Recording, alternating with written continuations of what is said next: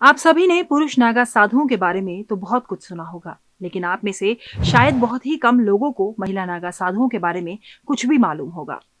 इन महिला नागा साधुओं का जीवन पुरुष नागा साधुओं से भी ज्यादा कठिन होता है। और सबसे बड़ी बात कि क्या महिला नागा साधु भी पुरुष नागा साधुओं की तरह ही हर वक्त निर्वस्त्र रहती हैं? इनके बारे में ऐसे कई रोचक तथ्य हैं जिन्हें हम आज आपको बताएंगे। आपने देखा होगा कि नागा साधु आपको रोज नहीं दिखाई देते, ये केवल कुंभ या फिर महाकुंभ में ही दिखाई देते हैं। और अचानक से ये नागा साधु सैकड़ों की तादाद में तीर्थ नगरी की सड़कों पर उतर आते हैं। लेकिन ये नागा साधु कुंभ के अलावा कहाँ रहते हैं, क्या करते हैं? दरअसल नागा साधु बाकी के वर्ष तपस्या में लीन होते हैं और जंगलों, गुफाओं और पर्वतों में जाकर भगवान का ध्यान करते हैं।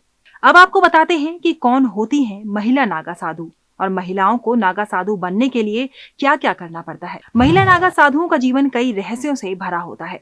सबसे पहले तो जब कोई महिला नागा साधु बनने की इच्छा जताती है तो सबसे पहले उसे अपने परिवार, रिश्तेदारों से और दुनिया की मोह माया से अपना बंधन तोड़ना पड़ता है। इसके बाद 10 सालों तक उन्हें ब्रह्मचर्य का कड़ाई से पालन करना होता है, यानी कि काम वासना से उन्हें अपना नाता हमेशा हमेशा के लिए तोड़ना पड़ता है। सन्यासिनों को सबसे पहले नदी में स्नान कराया जाता है। ऐसा शुद्धिकरण करने के लिए किया जाता है। इसके बाद जाकर सन्यासिनों की साधना शुरू होती है।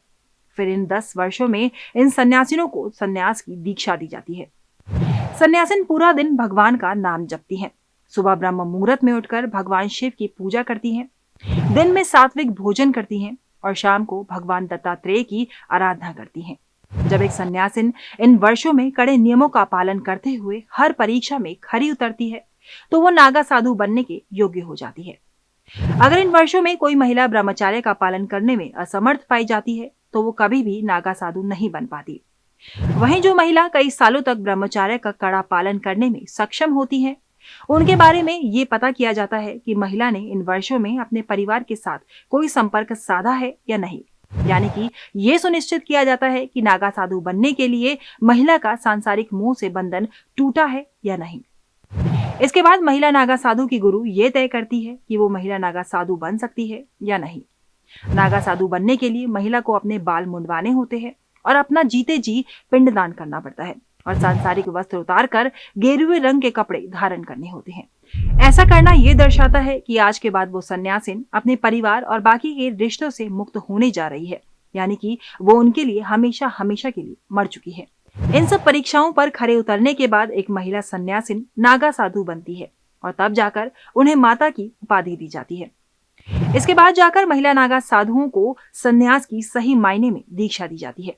वहीं कुंभ के मेले में इन महिला नागा साधुओं के साथ महिला सन्यासिन भी शाही स्नान करती हैं।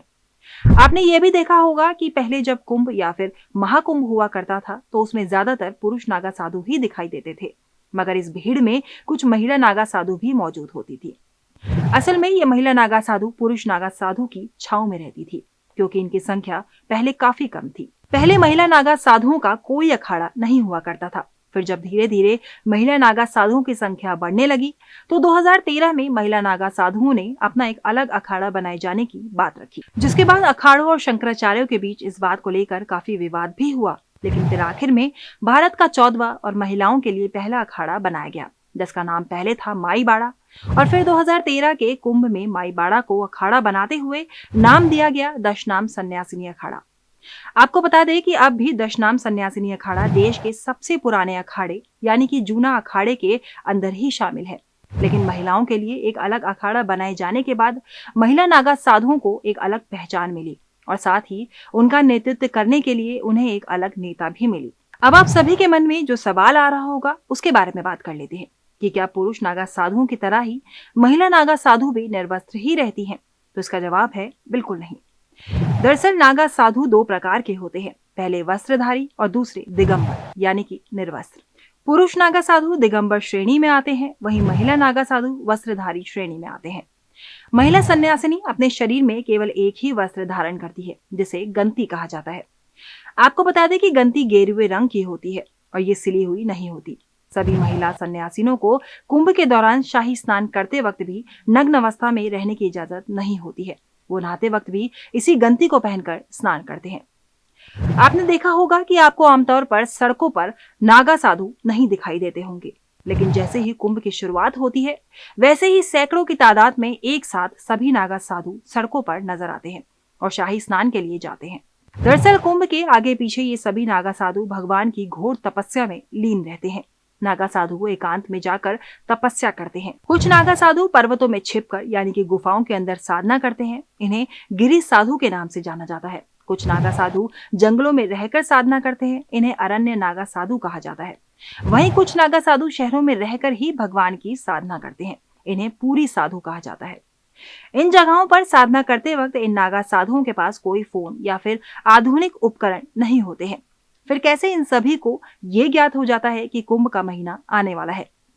दरअसल अखाड़ों और नागा साधुओं के बीच में कुछ लोग होते हैं जिन्हें कोतवाल की उपाधि दी जाती है।